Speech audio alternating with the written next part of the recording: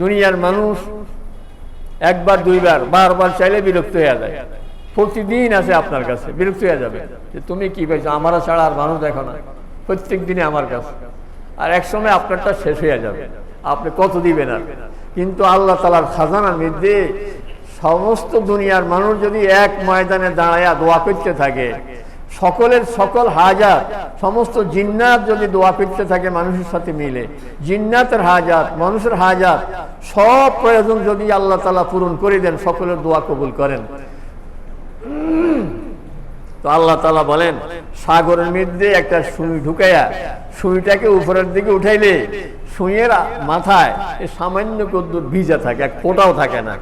বলে যতটুকু সাগরের পানি কমছে আমার খাজানা থেকে এই পরিমাণও কমবে না। আমি আল্লাহর খাজানা যেভাবে ছিল ওইভাবে থেকে। এই জন্য দোয়া করবো কার কাছে? আল্লাহ তাআলার কাছে।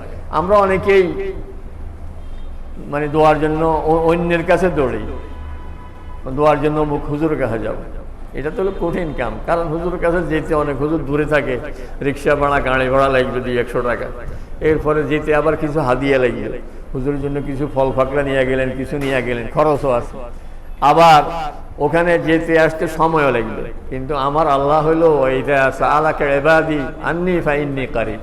আল্লাহ তাআলা কাছে যাই নামাজ বিছাইয়া নামাজ পড়ি আল্লাহ তাআলার কাছে দোয়া করেন। কারোর কাছে যাওয়া লাগবে না, সময় লাগবে না, টাকাও খরচ লাগবে না। আল্লাহ তাআলার কাছে বলেন তো আল্লাহ তাআলার সাথে সাথে দোয়া কবুল করে ফেলি। এখন দোয়া কবুল হওয়ার জন্য কিছু ওসিলা লাগে। ওসিলা হইল নেক আমল। নামাজ পড়ে দোয়া করলেন, কোরআনে পাক তেলাওয়াত করে দোয়া করলেন। এটা ফাঁকে একটা কথা বলে রাখি, অনেকেই বাড়িতে কোরআন শরীফ খতম করেন, মসজিদে আসি বলেন হুজুর আমার এক খতম কোরআন শরীফ আছে, এটা দোয়া করে নিন। এটা ইমাম সাহেবকে বলার দরকার নেই। আপনি খতম করছেন যখন বাড়িতে, খতম শেষ হয়ে গেছে, তো সাথে সাথে হাত তোলেন। আল্লাহ তাআলা আপনার দোয়া কবুল করার জন্য তৈয়া হয়ে বসেই আছে, সাথে সাথে দোয়া কবুল হয়ে যাবে। এটা একটা সিস্টেম হয়ে গেছে। ছোটবেলার বক্তব্য পড়াইতে হুজুরদেরকে তো দিতেন পয়সা কম, একই ছিল কিছু পয়সা তো নিতে হবে। খতম হইলে খবর দিতে, তোর আম্মারে বলিস তোর কোরআন শরীফ খতম হয়েছে, কিছু মিষ্টি লাগবে, বিস্কুট নিয়ে যেতেন বক্তব্যে, কিছু মিষ্টি নিয়ে যেতেন, হুজুরের 500 টাকা হাদিয়া দিতেন। একটা সিস্টেম ছোটবেলা থেকে চলে আসছে। এটা হুজুরের হাদিয়া দিলে দেন, কিন্তু দোয়ার জন্য কারো কাছে যাওয়া লাগবে না। আপনার কোরআন শরীফ খতম হয়ে গেছে, আপনি একটু মনে রাখবেন, আল্লাহ তাআলা সঙ্গে সঙ্গে দোয়া কবুল করবে। একজনে বড় খতম করছেন, লা ইলাহা ইল্লা আনতা সুবহানাকা ইন্নী কুনতু মিনাজ জালিমিন, 1.25 লক্ষ বার খতম করছেন। এই 1.25 লক্ষ বার হইতে হবে এটা কোনো কোরআন হাদিসে নাই। এটা কে কেমনে কখন বের করছে আল্লাহ জানে। হিসাব করছে যে ইউনূস আলাইহিস সালাম তো পড়ছেন একবার, তো আল্লাহর নবী 1.25 লক্ষ জন, তাহলে আমরা 1.25 লক্ষ বার পড়ি, তাহলে 1.25 লক্ষ নবীর পক্ষ থেকে 1.25 লক্ষ বার, এরকম হয়তো কোনো একটা হিসাব মিলাইছে। কিন্তু ইউনূস আলাইহিস সালাম তো পড়ছেন একবার, পড়ার মতো পড়া একবার হইলে কাম হয়ে যাবে। আপনি পড়তে থাকেন, যখন আবেগ সৃষ্টি হবে দেখবেন যে দিল নরম হয়ে গেছে, কারণ বলতেছেন লা ইলাহা ইল্লা আনতা, আল্লাহ আপনি ছাড়া কোনো মাবুদ নাই, সুবহানাক আল্লাহ যত দোষ সব আমার, এই যে বিপদে আছি এটা আমার কারণে, আল্লাহ আপনি কোনো আমার উপরে জুলুম করেন নাই, কারণ সুবহানাক আপনি সব দোষ থেকে, সব আয়াত থেকে আপনি মুক্ত। ইন্নী কুনতু মিনাজ জালিমিন, আয় আল্লাহ আমি নিজে জুলুম করছি। এখন দেখবেন যেখানে খতম পড়ায়, যে খতমের আয়োজক উনি ওই মজলিসও থাকে না, ওনাকে দোয়ার সময় খুঁজি পাওয়া যায় না। যা আসছে টুপি আনে নাই, তো বলে যে টুপি কই, কারণ উনি এতক্ষণ ঘরের মধ্যে টুংটাং করতেছিলেন যে ফ্লেটে নাস্তা দিবেন কাদেরকে, প্যাকেট দিবেন কাদেরকে, খোলা দিবেন কাদেরকে, ওইসব আয়োজন নিয়ে উনি ব্যস্ত, উনি দোয়া নিয়ে ব্যস্ত না। আর হুজুররা বলতেছেন ইন্নী কুনতু মিনাজ জালিমিন, আমি জালেম। জালিম কি হুজুর না জালিম যে লোক দোয়ার আয়োজন করছে সেই লোক? দরকার তো তার, বলা দরকার তার ইন্নী কুনতু মিনাজ জালিমিন, আল্লাহ আমি ভুল করছি, কিন্তু হে নিজে বলে না, হুজুরদেরকে দিয়ে বলায়। আর হুজুরা সবাই বলতেছে ইন্নী কুনতু মিনাজ জালিমিন, আল্লাহ আমি ভুল করছি। এই জন্য ভাড়াটিয়া দোয়া কবুল হবে না, দোয়া কবুল হবে আমার আবেগের দোয়া, আমার কবুল হবে। এই জন্য নামাজ পড়ে দোয়া করেন। কিছু কিছু সময় আছে ওই সময় দোয়া কবুল হয়। হযরতে ইউসুফ আলাইহিস সালামের ভাইয়েরা যখন অপরাধ বাপের কাছে ধরা খেয়ে গেল, বলল ক্বালু ইয়া আবা নাস্তাগফির লানা যুনুবানা ইন্না কুন্না খাতিন, আব্বু আমরা তো ভুল করে ফেলছি, বাইরে কুকুর মধ্যে ফেলে দিছি, আল্লাহ তাআলা তো তারে এখন রাষ্ট্রপ্রধান বানাইয়া দিছে, তারে মিশরের বাদশাহ বানাইয়া দিছে, আমরা ভুল করছি। তো আমাদের জন্য আল্লাহ তাআলার কাছে তো মাফ চান, আমাদের ভুল হয়ে গেছে। তো ইউসুফ আলাইহিস সালামের বাবা হযরত ইয়াকুব আলাইহিস সালাম তো এই কথা বলেন নাই যে তোমরা আমার সাথে হাত তোলো, আমি বলবো তোমরা আমিন আমিন বলে, এটা বলেন নাই। বলছে সাওফা আস্তাগফিরু লাকুম রব্বি, একটু সময় দাও, সময় মতো দোয়াটা করবো। এই জন্য তাফসিরে লেখে উনি যে সময়ের অপেক্ষা করছেন সেটা হলো ভোর রাত্রে অপেক্ষা করছেন। ভোর রাত্রে দোয়া করলে দোয়া কবুল হয়ে যায়। আপনার যত প্রয়োজন আছে তো রাত্রে উঠে আল্লাহ তাআলার কাছে 2 রাকাত 4 রাকাত নামাজ পড়ি, একটু কান্না করেন, একটু চোখের পানি ফেলেন, আল্লাহ তাআলা দোয়া কবুল করার জন্য তৈরি।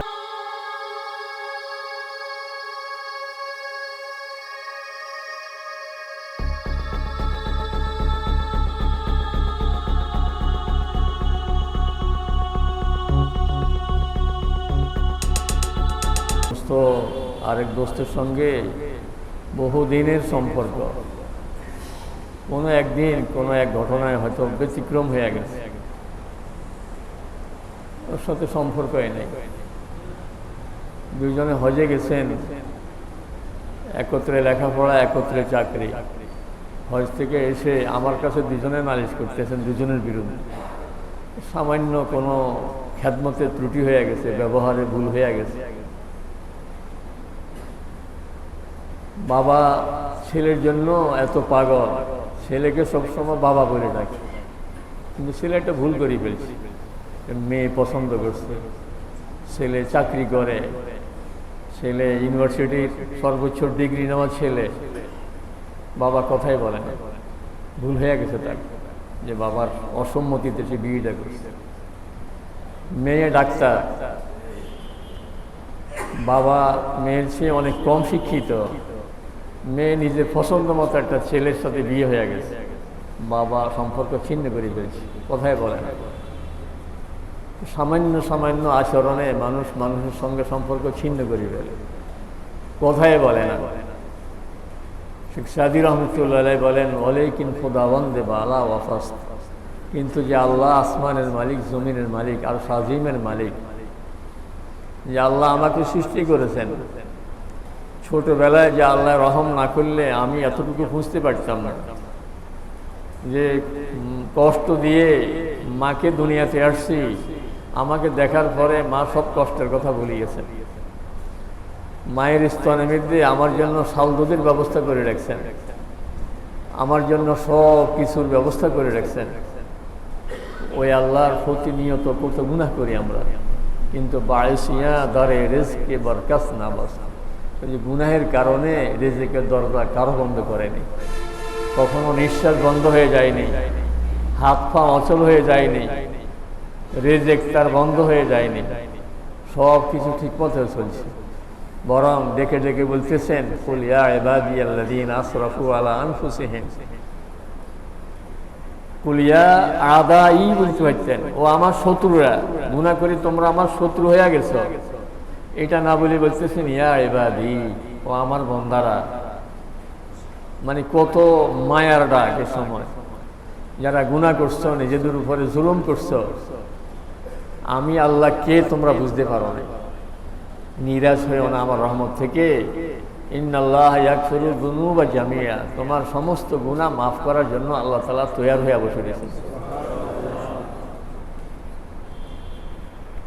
এটা ছেলে অসুস্থ হওয়ার পরে মা বলতেছে যে ও আমার একটা মাত্র সন্তান, একটা মাত্র ছেলে, ও আমাকে মা ডাকে না। ও অসুস্থ হইলে আমি কান খাড়া রাখি, দেখি অসুস্থ হইলে একটু কাতরায়, ও মা কয়নি কিসে, ওর মুখে মা শব্দটা শুনতে আমার ভালো লাগে। তো ছেলের মুখে মা শোনার জন্য মা অপেক্ষা করে। মায়ের মায়ার চেয়ে আমার আল্লাহর মায়া দয়া আমার জন্য কোটি কোটি গুণ বেশি, যার কোনো সীমানা নাই। আমি রব্বানা যালামনা আল্লাহুম্মা ইন্নী যালামতু, আমার মুখে আল্লাহ এই শব্দটা শোনার জন্য আমার আল্লাহ আরো অধীর আগ্রহে অপেক্ষায় আছেন। আমি যখন ডাকি তো আমার আল্লাহ আমার ডাকে সাড়া দেওয়ার জন্য তৈরি। আল্লাহ তাআলা এই জন্য ডেকে ডেকে বলতেছেন যে وَإِذَا سَأَلَكَ عِبَادِي عَنِّي فَإِنِّي قَرِيبٌ। বান্দারা যখন জিজ্ঞেস করে যে আমি কোথায়, তো আমি তো তাদের একেবারে কাছে, একেবারে কাছে। দুনিয়াতে অনেকের সাথে আপনার সম্পর্ক আছে, বিপদে পড়লে তাকে ফোন করলে রাত 2টা বাজে, উনি এখন মোবাইলটা বন্ধ করে ঘুমাচ্ছেন। যাকেই ফোন দেন অনেকের সঙ্গে যোগাযোগ আছে, আপনার এই বিপদে সহযোগিতা করতে পারে, দৌড়ে আসতে পারে, কিন্তু সবাই মোবাইল থেকে একই উত্তর আসতেছে যে এই মুহূর্তে সংযোগ দেওয়া সম্ভব হচ্ছে না। কিন্তু যখনই যে জায়গাতেই, ঘরে হন আর বাইরে হন, দিনে হন আর রাতে হন, গভীর রাতে হন আর সন্ধ্যা রাতে হন, সকালে হন আর বিকালে হন, যখনই কোনো বিপদে পড়েন, আমার আল্লাহকে ডাকলে আল্লাহর মোবাইল কি বন্ধ না খোলা? আল্লাহ কথা বলবে না যে এ সময় সংযোগ দেওয়া সম্ভব হচ্ছে না। যখনই যত বিপদেই পড়ি, আল্লাহ তাআলা আমার দোয়া কবুল করার জন্য তৈরি হয়ে আছে। এই জন্য রাসূল সাল্লাল্লাহু আলাইহি সাল্লাম নিজেও দোয়া করছেন, দোয়ার কথা বলে গেছেন। অতীতে 3 জন লোকের ঘটনা বলছেন, যারা মরুভূমি দিয়ে চলছিল, হঠাৎ করে বৃষ্টি আসছে, তো পাহাড়ের এক গুহায় ঢুকছে, আর পাহাড়ের একটা বিরাট পাথরখণ্ড, প্রস্তরখণ্ড ছুটে পড়ে তাদের ওই গর্তের মুখ বন্ধ হয়ে গেছে। এই বেচারাগুলো বের হওয়ার আর কোনো উপায় নেই। এতে এত বড় পাথর টুকরা যেটা ঠেলে নড়ানোর সরানোর কোনো উপায় নেই। এরা বলতেছে যে দোয়া ছাড়া কোনো উপায় নেই, এখন দোয়া করি আমরা। তো দোয়া করতেছে, একজন দোয়া করতেছে এক এক আমলের উসিলা দিয়ে, তো দোয়া করতেছে আর পাথর একটু একটু সরতেছে। 3 জনের দোয়া শেষ হয়ে গেছে, তো পাথর পুরা সরে গেছে, আর ওনারা বের হয়ে আসছে। এখান থেকে বের হওয়ার কোনো উপায় ছিল না। হযরত ইউনূস আলাইহিস সালাম মাছের পেটে, ওখান থেকে বের হওয়ার তো কোনো উপায় নেই। সাগরের তলায়, মাছের পেটের ভিতরে, কিন্তু ফানাদা ফি যুলমাত, ওই মাছের পেটের সে অন্ধকারে, সাগরের অন্ধকারে, এই অন্ধকারে উনি দোয়া শুরু করছেন, লা ইলাহা ইল্লা আনতা সুবহানাকা ইন্নী কুনতু মিনাজ জালিমিন। আবার শুরু করছেন, তো ফেরেশতারা আল্লাহ তাআলার কাছে বলা শুরু করছেন, আল্লাহ এটা তো আমাদের পরিচিত শব্দ মনে হয়, এই আওয়াজটা আমাদের পরিচিত আওয়াজ মনে হয়। আল্লাহ তাআলা বলেন যে তোমরা চিনছো নি আওয়াজ? এটা তো চিনা চিনা আওয়াজ মনে হয়। যে আমার বান্দা ইউনূস সে বিপদে পড়ছে। আল্লাহ তাআলা বলেন ফাস্তাজাবনা লাহু ওয়া নাজ্জাইনাহু মিনাল গাম ওয়া কাযালিকা নুনজিল মুমিনিন। আমি সাথে সাথে তার ডাকে সাড়া দিয়েছি এবং ইউনূস আলাইহিস সালামকে মাছের পেট থেকে বের করার ব্যবস্থা আমি করে দিয়েছি। ওয়া কাযালিকা নুনজিল মুমিনিন, শুধু ইউনূস আলাইহিস সালামকে নয়, আমার বান্দারা যখনই এইভাবে বিপদে পড়বে আর আমাকে ডাকবে, তো আমি তার ডাকে সাড়া দেওয়ার জন্য এইভাবে তৈরি হয়ে আছি। সাড়া দিই, দুনিয়ার কেউ পারে না যে কাজ, সেই কাজ পারে কে? আমার আল্লাহ পারে। সবাই বলতেছে অসম্ভব, এটা হবে না, এটা হবে না, কিন্তু আমার আল্লাহ যদি মঞ্জুর করেন তো সেটা হয়ে যাবে। গতকালকেই আমাদের ওই আমির সাহেব, জেলা আমির সাহেব একটা ছোট্ট দোয়ার বই লিখছিলেন, আমাকে একটু দেখে দেওয়ার জন্য দিয়েছিলেন। দেখলাম আমির সাহেব একটা ঘটনা লিখছেন, বইটা এখনো ছেপে বাইর হয় নাই, দেখতেছেন আর কি। ওখানে লিখছেন যে ভারতের অমর ফালানপুরি সাহেব, যারা তাবলীগের, ওনারা চিনছেন ওনাকে, নেই দুনিয়াতে, বেঁচে নেই। উনি লেখাপড়া শেষ করার পরে 1.5 বছরের জন্য তাবলীগে যাবে, হঠাৎ খুব অসুস্থ হয়ে পড়ছে। ওনার বড় ভাই ডাক্তারের কাছে নিয়ে গেছে, ডাক্তার বলতেছে যে ইনারা হায়াত বেশিক্ষণ নেই, একবারে শেষ মুহূর্ত, ওনার মুমূর্ষ অবস্থায়। বলছে যে ওনার আর কোনো বাস টাস নেই, আর কোনো বেছে বেছে চলার আর দরকার নেই, যা খেতে চায় খাও। তো উনি ডাক্তারের কথা, ভাইয়ের কথায়, ভাইয়ের চেহারা এসব লক্ষ্য করছেন যে এরা তো আমার ব্যাপারে হতাশ, কিন্তু উনি তো 1.5 বছরের জন্য যাবে। তো উনি, ভাই তো বলতেছে যে তোমার আর ঘর থেকে বের হওয়ার কোনো সুযোগ নেই। তো উনি মসজিদে যে জামাতটা ওনার সাথে যাওয়ার কথা, বা যাদের সাথে ওনার যাওয়ার কথা, উনি ওখানে গিয়ে আসার পরে হাত তুলছেন। ওনার খবর নাই যে মুনাজাত কতক্ষণ চলছে। ওইদিকে ফজর আজান হয়ে গেছে, ফজরের আজান হয়ে গেছে এক মুনাজাত। আজানের পরে ওনার ধারণা হয়েছে যে আজকের মুনাজাতটা তো একটু অস্বাভাবিক মুনাজাত, আল্লাহ তাআলা আমার দোয়া কবুল করছেন। তো উনি ওই জামাতের সাথে চলে গেছেন। 1.5 বছর পরে যখন বাড়ি আসছেন, ভাই দেখি অবাক, কি চেহারা, কি হয়ে গেছে, এটা সম্পূর্ণ সুস্থ, আগের চেয়ে হৃষ্টপুষ্ট, এটা কোনো হিসাবে ধরে না, সম্পূর্ণ সুস্থ হয়ে আসছেন, 1.5 বছর কাটাই আসছেন। তো ডাক্তারের সাথে দেখা করতে গেছেন, ডাক্তার ওনার ভাইকে দেখে বলেন যে আপনার যে একটা অসুস্থ ভাই ছিল, ওর তো আর কোনো খবর দিলেন না। ডাক্তার তো ভাবছে যে মারাই গেছে, জানাজা হয়তো যেতাম, কারণ চিনতে পারে না, এ তো সম্পূর্ণ একটা হৃষ্টপুষ্ট মানুষ, আর ও তো ছিল মুমূর্ষু একটা রোগী। তো বলে যে স্যার আমার এই ভাইটাই আমার সেই ভাই। তো ডাক্তার বলতেছে এটা কোনো আমাদের ডাক্তারি হিসাবে মিলবে না, ও তো বাঁচারে কথা না, ও যে এইভাবে সুস্থ হয়ে আসছে সম্পূর্ণ আল্লাহ তাআলার রহমত ছাড়া আর কিছু হয় না। এই জন্য আল্লাহ তাআলা পারেন, দুনিয়ার কেউ যেটা পারে না সেটা আল্লাহ তাআলা পারেন। রাসূল সাল্লাল্লাহু আলাইহি ওয়াসাল্লাম জুমার দিনে খুতবার জন্য দাঁড়াইছেন, এক লোক দরজা দিয়ে ঢুকি বলতেছে ইয়া রাসূলুল্লাহ, সব পশুগুলি মরে যাচ্ছে, আমাদের ফসলের মাঠ সব শুকিয়ে যাচ্ছে, গাছগুলি সব মরে যাচ্ছে অনাবৃষ্টির কারণে। তো রাসূল ইসলাম ওখানেই দাঁড়ায় বলতেছেন আল্লাহুম্মা আনজিল আলাইনা রাহমাতাক, আল্লাহ রহমতের বৃষ্টি নাজিল করেন, ওয়াসকে বাহাই মাক, আল্লাহ পশু পাখি এগুলোর পানি পান করার পানির ব্যবস্থা আপনি করে দেন। ও আহিয়ে বালাদাকাল মাইয়েত, আল্লাহ মাঠ ঘাট সব শুকিয়ে আছে, এগুলিকে সিক্ত করার, এগুলিকে তাজা করার ব্যবস্থা আপনি করে দেন। হযরত আনাস রাদিয়াল্লাহু তাআলা আনহু বলেন রাসূল সাল্লাল্লাহু আলাইহি ওয়াসাল্লাম দোয়া করতেছেন, আমি আকাশের দিকে তাকিয়ে দেখলাম যে কোথাও মেঘের কোনো লেশ নাই, মাত্র চিহ্ন নাই, কিন্তু দোয়ার সঙ্গে সঙ্গে দেখলাম মদিনা শরীফে খন্দকের এই যে খন্দকার গর্তটা যেখান থেকে খনন শুরু, সেলা পাহাড় বলে যে সেলা পাহাড়ের দিকে তাকিয়ে দেখলাম যে পাহাড়ের পিঠ থেকে মনে হয় যেন একটা সামান্য কবুতরের পরের মতো সামান্য একটা সাদা অংশ কি যেন একটা উপরে ঠেলে উঠতেছে। এই দোয়ার সঙ্গে সঙ্গে সারা আসমান ছেয়ে গেছে, ওই সময় বৃষ্টি শুরু হয়ে গেছে। রাসূল সাহেবের নামাজ পড়ছেন তো বৃষ্টির মধ্যে ভিজি ভিজি পড়ছেন, আর আমরা ভিজি ভিজে ঘরে গেছি, সাথে সাথে দোয়া কবুল হয়ে গেছে। এর পরের সপ্তাহে ওই লোক আবার আসছে, আসি বলতেছি ইয়া রাসূলুল্লাহ সব তো ডুবে যাচ্ছে, রাস্তাঘাট বৃষ্টি তো আর বন্ধ হচ্ছে না, বৃষ্টি এক নাগাড় হইতেছে, ফসল সব ডুবে যাচ্ছে। তো রাসূল সাহেব বললেন আল্লাহুম্মা হাওয়া আলাইনা ওয়ালা আলাইনা, আল্লাহুম্মা ফিল আকাম ওয়াল আজাম ওয়াল আবার, আল্লাহ বৃষ্টি যেন আমাদের আশপাশে হয়, আমাদের মদিনায় যেন আর না হয়। ওই সাহাবী বলেন হঠাৎ করে মদিনা শরীফ 1 সপ্তাহ পর্যন্ত আমরা সূর্যের মুখ দেখি নাই, হঠাৎ করে মদিনা শরীফ একটা টুপির মতো হয়ে গেছে, মানে গোল টুপি আর কি, চতুর্দিকে মেঘ, মদিনা শরীফ একবারে খোলা, এখানে রোদ দেখা দিয়েছে, কোনো মেঘে নাই, আমরা রোদের মধ্যে আবার বাড়ি ফিরছি। তো রাসূল সাহেব উম্মতকে শিখিয়ে দিলেন যে কোনো বিপদে পড়লে আল্লাহ তাআলার কাছে দোয়া করলে আল্লাহ তাআলা এইভাবে শোনার জন্য তৈরি। এটার জন্য খ্যাতমান কোনো বুজুর্গ হইতে হবে এটা কোনো জরুরি নয়, দোয়া একজন সাধারণ লোকের আল্লাহ তাআলা কবুল করিবে।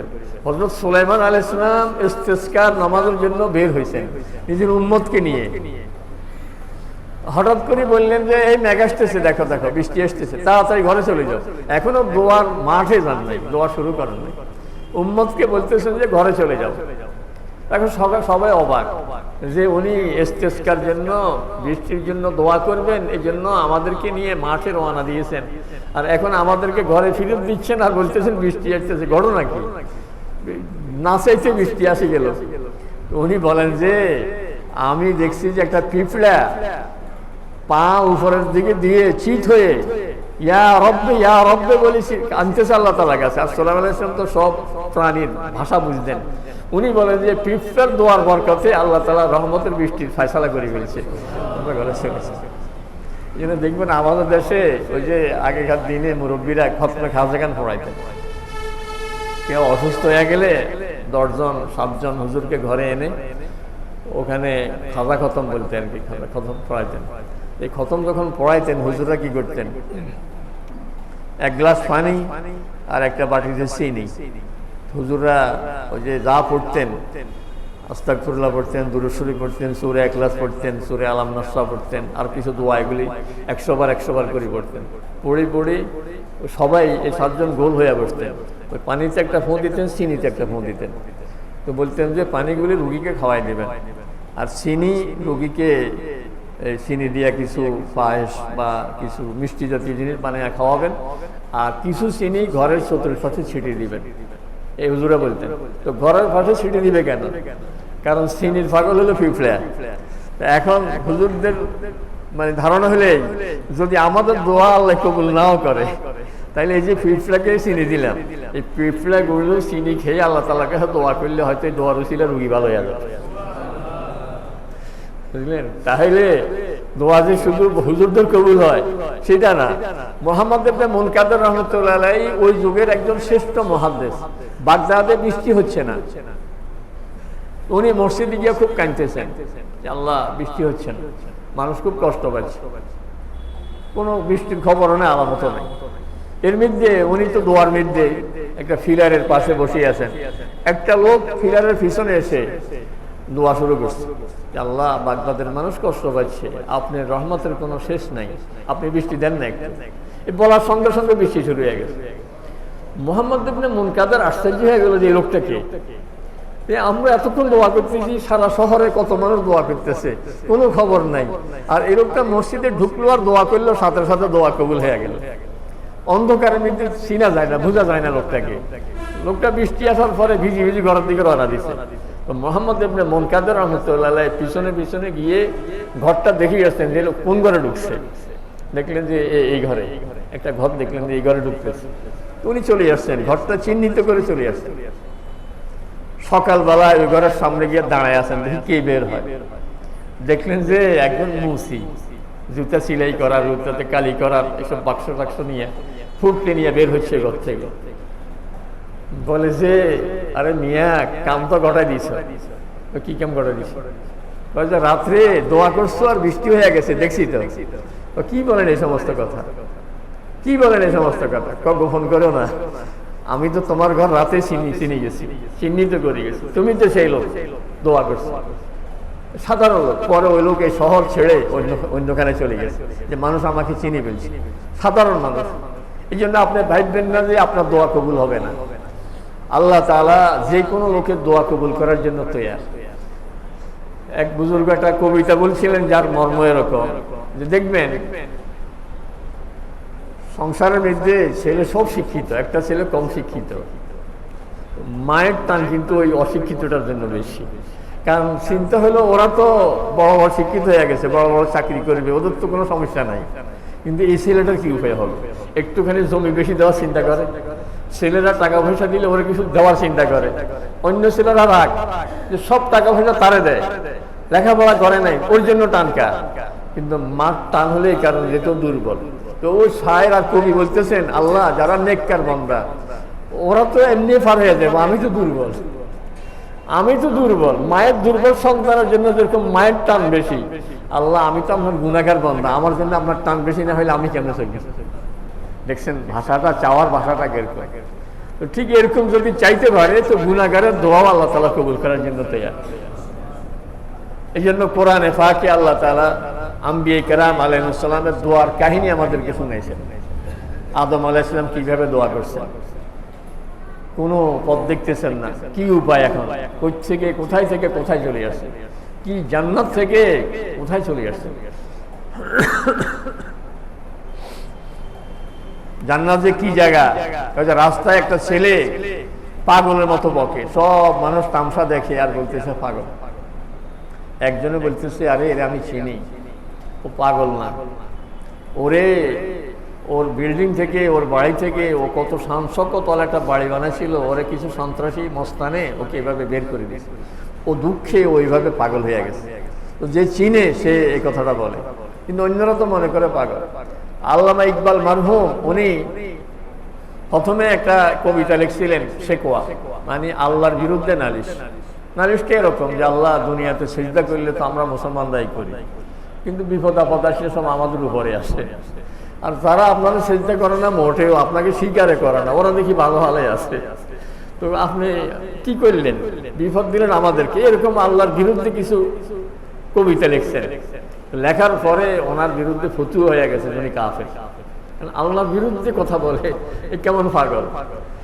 তো এরপরে উনি আবার এটা উত্তর লিখছেন, ওইটার নাম দিয়েছে জওয়াবে শেকওয়া। তো জবাবে শেখ লেখা শুরুতে লিখছেন, মেরে সাকবে কো কুছ সমঝা তু রিদওয়ান সমঝা, মুঝে জান্নাত সে নিকালা হুয়া ইনসান সমঝা।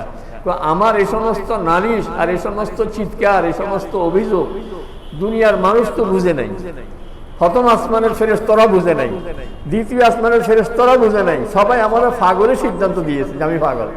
কিন্তু আমার এই আওয়াজ যেতে যেতে যখন জান্নাতের দরজায় পৌঁছছে, তো জান্নাতের ফেরেশতা রিদওয়ান বলে, আরে এটা তো আদমের সন্তানের আওয়াজে না, এই তো জান্নাত থেকে বের হয়ে গেছে, এই দুঃখে না ওর আওয়াজ। যে জান্নাত ছেড়ে আসছেন আদম আলাইহিস সালাম, আওলাদের যদি দুঃখ হয় তো আদম আলাইহিস সালামের দুঃখটা কেমন, কোন জান্নাত থেকে উনি বের হয়ে আসছেন। কিন্তু ওই মুহূর্তে আল্লাহ তাআলা বলেন, ফাতালাক্কা আদামু মির রাব্বিহি কালিমাতিন, আল্লাহ তাআলা আদম আলাইহিস সালামকে শিখিয়ে দিয়েছেন যে আপনি একটা দোয়া পড়েন, এই দোয়া পড়লে আপনি আবার জান্নাতে চলে আসতে পারেন। তো উনি পড়া শুরু করছেন, রব্বানা যালামনা আনফুসানা ওয়া ইল্লাম তাগফির লানা ওয়া তারহামনা লানাকুনান্না মিনাল খাসিরিন। তাহলে বাবা যে দোয়া পড়ছে ওই দোয়াটা আমাদের সকলের জন্য প্রযোজ্য নয়নি, কার্যকর নয়নি আমাদের সকলের জন্য। যত অপরাধে করি যদি আল্লাহ তাআলার কাছে মাফ চাই, আল্লাহ তাআলা মাফ করার জন্য তৈয়ার। আমাদের এই কয়দিনে বিভিন্ন জায়গা থেকে দোয়ার জন্য আমাকে খুব পিড়াপিড়ি করা হচ্ছিল, যে আমরা দোয়ার আয়োজন করছি, আসেন। আমি বলছিলাম যে যেহেতু দেশের পরিস্থিতি ভালো না, বেশি জনসমাগম হয়ে গেলে সে আবার ছড়াবে যে এখান থেকে সমাগম থেকে আবার করোনা ছড়াইছে, এই জন্য বড় কোনো সমাগম না করে আমাকে না নিয়ে আপনারা নিজ নিজ মসজিদে দোয়া করে দিয়ে। খুব দোয়া হয়েছে কিন্তু ইদানিং, দিগুলি, মান্দারি, রামগঞ্জ, রামগতি, রায়পুর বিভিন্ন জায়গার মানুষ দেখলাম তো খুব যোগাযোগ করছে, দোয়া হইতেছে। তো দেখলাম যে গতকাল থেকে তো আল্লাহ রহমতে কিছু বৃষ্টি শুরু হয়ে গেছে। এই কদিন অবস্থা যা গেছে, বিভিন্ন জায়গাতে মানুষের যে হাহাকার গেছে, পুকুর সব শুকিয়ে গেছে। দুই এক জায়গা থেকে ফোন আসতেছিল, হুজুর আমাদের টিউবওয়েলে পানি ওঠে না এখন, কারণ যাদের শ্যালো টিউবওয়েল, নর্মাল টিউবওয়েল যাদের, বলছি পানির লেয়ার তো আরো নিচে চলে গেছে, কি করবো আমরা, অজুর পানি পাইতেছি না, গোসলের পানি পাইতেছি না, খাওয়ার পানি নেই, কি এক হাহাকার অবস্থা শুরু হয়ে গেছে। ব্যবস্থা একটাই, সেটা হলো আল্লাহ তাআলার কাছে চাওয়া। আল্লাহ তাআলা সব মুহূর্তে দেওয়ার জন্য তৈয়ার। হযরতে জাকারিয়া আলাইহিস সালাম, ওনার কোনো সন্তান নেই, 120 বছর হয়ে গেছে বয়স, চুল দাড়ি সব সাদা, শরীর খুব দুর্বল। কিন্তু হযরতে মরিয়মের রুমে ঢুকছেন, কুল্লামা দাখালা আলাইহা জাকারিয়াল মিহরাব ওয়াজাদা ইনদাহা রিজকা। মরিয়মের রুমে ঢুকি দেখেন যে ওই সময় বিনা মৌসুমে যে ফলের এখন মৌসুম নেই, ওই ফল ওনার সামনে, আনকমন বেমৌসুমি ফল উনি খাচ্ছেন। তো বললেন যে আন্না লাকি হাযা, মরিয়ম এই ফল কোথায় থেকে আসছে তোমার কাছে, কিভাবে পেলে তুমি এই ফল? ক্বালাত হুয়া মিন ইনদিল্লাহ ইন্নাল্লাহা ইয়ারযুকু মান ইয়াশাউ বিগাইরি হিসাব। বলেন যে এটা তো আল্লাহ দিয়েছেন, আর আল্লাহ তাআলা দিতে কোনো মৌসুম লাগে না, আল্লাহ তাআলা দিতে কোনো মৌসুম লাগে না। জাকারিয়া আলাইহিস সালামের ওই মুহূর্তে আবেগ সৃষ্টি হয়ে গেছে, হুনালিকা দাআ জাকারিয়া রাব্বা, ওই জায়গায় দাঁড়িয়েই আবেগ নিয়ে দোয়া শুরু করছেন। হুনালিকা দাআ জাকারিয়া রাব্বা ক্বালা রাব্বি হাবলি মিন লাদুনকা যুররিয়াতান তাইয়্যিবা ইন্নাকা সামিউদ দুআ। ওই জায়গায় হাত তুলছেন, দোয়া শুরু করছেন যে আল্লাহ আপনি তো দেনওয়ালা, আপনি দিতে হইলে মৌসুম লাগে না, আমার বয়স পার হয়ে গেছে, স্ত্রী বন্ধা, তার বাচ্চা হয় না, ডাক্তাররা বলছে তার কোনোদিনও বাচ্চা হবে না, তো আপনার কাছে তো এত কথা লাগে না, আপনি দিতে চাইলে কিচ্ছু লাগে না। দোয়া করছেন, সঙ্গে সঙ্গে ফানাদাতুল মালাইকাতু ওয়া হুয়া কাইমুন ইউসাল্লি ফিল মিহরাব, উনি নামাজ পড়ে দোয়া করতেছিলেন, এখনো নামাজে আছেন। নামাজের মধ্যে জিবরাইল আলাইহিস সালাম চলে আসছেন, আন্নাল্লাহ ইউবাশশিরুকা বিগুলামিন ইসমুহু ইয়াহইয়া, আল্লাহ তাআলা আপনার ছেলে হওয়ার সুসংবাদ দিচ্ছেন, এবং ছেলের নাম আল্লাহ তাআলা রেখে দিয়েছেন, ছেলের নাম হবে ইয়াহইয়া। এই জন্য যার যে সমস্যাই হোক, আমরা অনেক সময় প্রথমেই অন্যের কাছে হেলো শুরু করে দিই, দৌড়াদৌড়ি শুরু করে দিই, কিন্তু প্রথম কাজ হইলো আমি আমার আল্লাহর কাছে বলি, এরপরে তদবিরে লাগে। এটা সমস্যা হয়ে গেছে। 2 রাকাত নামাজ পড়ে আল্লাহ তাআলার কাছে নিজের সমস্যার কথা বলি। একজনে চাকরিতে যাবেন, ইন্টারভিউতে যাবেন, 2 রাকাত নামাজ পড়ে এরপরে ইন্টারভিউতে যান। ব্যবসা শুরু করবেন, 2 রাকাত নামাজ পড়ে ব্যবসা শুরু করেন। কোন একটা বড় বিপদ সামনে, খবর পেয়েছেন বিপদের, 2 রাকাত নামাজ পড়ে আগে আল্লাহ তাআলার কাছে বলেন, এরপরে দুনিয়ার যে তদবির আছে সেগুলি করেন, দেখবেন যে সব কাম গুছিয়ে দিবেন কে? আল্লাহ তাআলা গুছিয়ে দিবেন। কারণ করনেওয়ালা জাত একমাত্র আল্লাহ। দুনিয়ার মানুষ একবার দুইবার বারবার চাইলে বিরক্ত হয়ে যায়। প্রতিদিন আছে আপনার কাছে, বিরক্ত হয়ে যাবে যে তুমি কি পাইছো, আমারা ছাড়া আর মানুষ দেখো না, প্রত্যেক দিনে আমার কাছে। আর এক সময় আপনারটা শেষ হয়ে যাবে, আপনি কত দিবেন আর।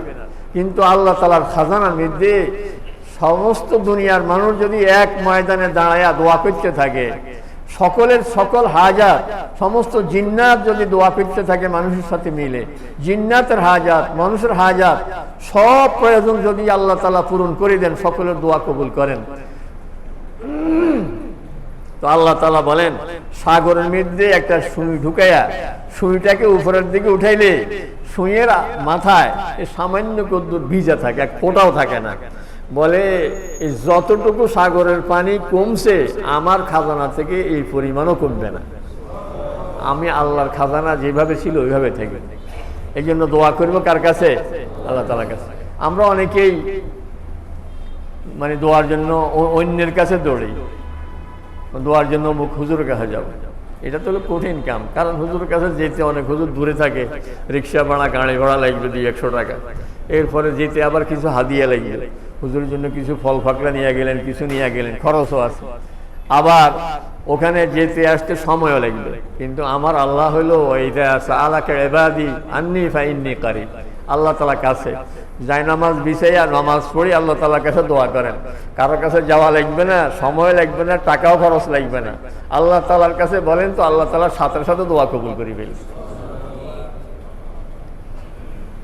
এখন দোয়া কবুল হওয়ার জন্য কিছু ওসিলা লাগে। ওসিলা হইল নেক আমল। নামাজ পড়ে দোয়া করলেন, কোরআনে পাক তেলাওয়াত করে দোয়া করলেন। এটা ফাঁকে একটা কথা বলে রাখি, অনেকেই বাড়িতে কোরআন শরীফ খতম করেন, মসজিদে আসি বলেন হুজুর আমার এক খতম কোরআন শরীফ আছে, এটা দোয়া করে নিন। এটা ইমাম সাহেবকে বলার দরকার নেই। আপনি খতম করছেন যখন বাড়িতে, খতম শেষ হয়ে গেছে, তো সাথে সাথে হাত তোলেন, আল্লাহ তাআলা আপনার দোয়া কবুল করার জন্য তৈরি বসেই আছে, সাথে সাথে দোয়া কবুল হয়ে যাবে। এটা একটা সিস্টেম হয়ে গেছে। ছোটবেলায় মক্তবে পড়াইতে হুজুরদেরকে তো দিতেন পয়সা কম, একই ছিল কিছু পয়সা তো নিতে হবে। খতম হইলে খবর দিতে, তোর আম্মারে বলিস তোর কোরআন শরীফ খতম হয়েছে, কিছু মিষ্টি লাগবে, বিস্কুট নিয়ে যেতেন মক্তবে, কিছু মিষ্টি নিয়ে যেতেন, হুজুরের 500 টাকা হাদিয়া দিতেন। একটা সিস্টেম ছোটবেলা থেকে চলে আসছে। এটা হুজুরের হাদিয়া দিলে দেন, কিন্তু দোয়ার জন্য কারো কাছে যাওয়া লাগবে না। আপনার কোরআন শরীফ খতম হয়ে গেছে, আপনি একটু মনে রাখবেন, আল্লাহ তাআলা সঙ্গে সঙ্গে দোয়া কবুল করবেন। একজনে বড় খতম করছেন, লা ইলাহা ইল্লা আনতা সুবহানাকা ইন্নী কুনতু মিনাজ জালিমিন, 1.25 লক্ষ বার খতম করছেন। এই 1.25 লক্ষ বার হইতে হবে এটা কোনো কোরআন হাদিসে নাই। এটা কে কেমনে কখন বের করছে আল্লাহ জানে। হিসাব করছে যে ইউনূস আলাইহিস সালাম তো পড়ছেন একবার, তো আল্লাহর নবী 1.25 লক্ষ জন, তাহলে আমরা 1.25 লক্ষ বার পড়ি, তাহলে 1.25 লক্ষ নবীর পক্ষ থেকে 1.25 লক্ষ বার, এরকম হয়তো কোনো একটা হিসাব মিলাইছে। কিন্তু ইউনূস আলাইহিস সালাম তো পড়ছেন একবার, পড়ার মতো পড়া একবার হইলে কাম হয়ে যাবে। আপনি পড়তে থাকেন, যখন আবেগ সৃষ্টি হবে দেখবেন যে দিল নরম হয়ে গেছে, কারণ বলতেছেন লা ইলাহা ইল্লা আনতা, আল্লাহ আপনি ছাড়া কোনো মাবুদ নাই, সুবহানাক আল্লাহ যত দোষ সব আমার, এই যে বিপদে আছি এটা আমার কারণে, আল্লাহ আপনি কোনো আমার উপরে জুলুম করেন নাই, কারণ সুবহানাক আপনি সব দোষ থেকে সব আয়াত থেকে আপনি মুক্ত। ইন্নী কুনতু মিনাজ জালিমিন, আয় আল্লাহ আমি নিজে জুলুম করছি। এখন দেখবেন যেখানে খতম পড়ায়, যে খতমের আয়োজক উনি ওই মজলিসও থাকে না, ওনাকে দোয়ার সময় খুঁজি পাওয়া যায় না, যা আসছে টুপি আনে নাই, তো বলে যে টুপি কই, কারণ উনি এতক্ষণ ঘরের মধ্যে টুংটাং করতেছিলেন যে ফ্লেটে নাস্তা দিবেন কাদেরকে, প্যাকেট দিবেন কাদেরকে, খোলা দিবেন কাদেরকে, ওইসব আয়োজন নিয়ে উনি ব্যস্ত, উনি দোয়া নিয়ে ব্যস্ত না। আর হুজুররা বলতেছেন ইন্নী কুনতু মিনাজ জালিমিন, আমি জালেম। জালিম কি হুজুর না জালিম যে লোক দোয়ার আয়োজন করছে সেই লোক? দরকার তো তার, বলা দরকার তার ইন্নী কুনতু মিনাজ জালিমিন, আল্লাহ আমি ভুল করছি, কিন্তু হে নিজে বলে না, হুজুরদেরকে দিয়ে বলায়। আর হুজুরা সবাই বলতেছে ইন্নী কুনতু মিনাজ জালিমিন, আল্লাহ আমি ভুল করছি। এই জন্য ভাড়াটিয়া দোয়া কবুল হবে না, দোয়া কবুল হবে আমার আবেগের দোয়া আমার কবুল হবে। এই জন্য নামাজ পড়ে দোয়া করেন। কিছু কিছু সময় আছে ওই সময় দোয়া কবুল হয়, হযরতে ইউসুফ আলাইহিস সালামের ভাইয়েরা যখন অপরাধ বাপের কাছে ধরা খেয়ে গেল, বলল ক্বালু ইয়া আবা নাস্তাগফির লানা যুনুবানা ইন্না কুন্না খাতিন। আব্বু, আমরা তো ভুল করে ফেলছি, বাইরে কুফুর মধ্যে ফেলে দিছি, আল্লাহ তাআলা তো তারে এখন রাষ্ট্রপ্রধান বানাইয়া দিছে, তারে মিশরের বাদশা বানাইয়া দিছে, আমরা ভুল করছি, তো আমাদের জন্য আল্লাহ তাআলার কাছে তো মাফ চান, আমাদের ভুল হয়ে গেছে। ইউসুফ আলাইহিস সালামের বাবা হযরত ইয়াকুব আলাইহিস সালাম তো এই কথা বলেন নাই যে তোমরা আমার সাথে হাত তোলো, আমি বলবো তোমরা আমিন আমিন বলে, এটা বলেন নাই। বলছে সাওফা আস্তাগফিরু লাকুম রব্বি, একটু সময় দাও, সময় মতো দোয়াটা করব। এই জন্য তাফসিরে লেখে উনি যে সময়ের অপেক্ষা করছেন সেটা হলো ভোর রাত্রে অপেক্ষা করছেন। ভোর রাত্রে দোয়া করলে দোয়া কবুল হয়ে যায়। আপনার যত প্রয়োজন আছে তো রাত্রে উঠে আল্লাহ তাআলার কাছে 2 রাকাত 4 রাকাত নামাজ পড়ি, একটু কান্না করেন, একটু চোখের পানি ফেলেন, আল্লাহ তাআলা দোয়া কবুল করার জন্য তৈরি। আল্লাহ তাআলা আমাদের সকলকে তৌফিক দান করুক।